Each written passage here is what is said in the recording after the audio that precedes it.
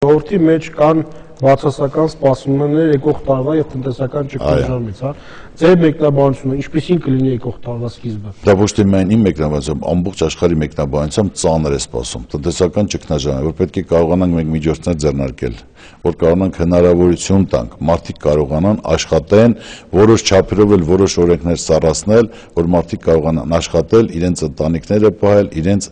աշխատակազմը կոլեկտիվը պահել պահպանել, որ այսօր ամբողջ աշխարհը այդ քայլերին գնում է։ Այսինքն ձեր կարծիքով պետք է թեթևացնել միջին խավի բեռը։ Ոչ թե միջին խավի, բոլոր տնտեսական կառույցների բեռերը պետք է թեթևացնեն, պետք է հնարավորություններ տան, որ մարդիկ կարողանան իրենց տնտեսությունը պահել։ Ես բարձր հայտարարել եմ, ելի հայտարարում, որ իմ մոտ կրճատումներ չի լինելու, ես իմ աշխատատեղերը պահելու եմ, պահպանեմ իմ կոլեկտիվին, իմ թիմին, բայց միայն իզնով չի լինում, դա ամբողջ տնտեսությունը պետք է կարողանան, եթե այսօր աշխարհում եք BMW-ին, Mercedes-ին, Chrysler-ին, այդ հզոր կառույցներին, միլիարդանոց կառույցներին, եթե պետությունը դոտացիաներ է տալիս, գումարներ է տրամադրում, որ աշխատատեղեր աշխատեն,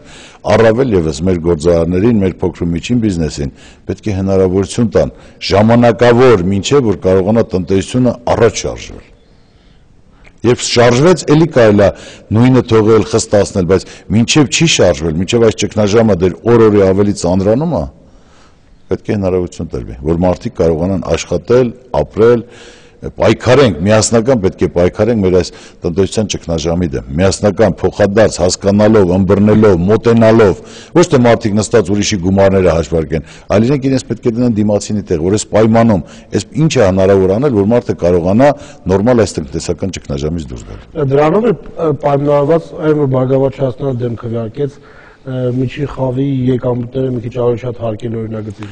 Բարգավաճ Հայաստան կուսակցությունը իր սկզբունքներով, իր ծրագրերով ինչ որ ասել է, նա էլ միշտ սրբությամբ էս պահելու է պահպանել։ Դրա համար մենք նայելով, որ իրոք այսօր ոչ թե պետք է խստացվի, այլ պետք է թուլացվի, մինչև տնտեսական ճգնաժամից դուրս գանք։ Եվ այո, մենք մեր ծրագրին կողմ ենք եւ ինչ որ մենք ասել ենք, դա միշտ էլ պահել ենք, պահպանենք, դա բոլորն էլ գիտեն։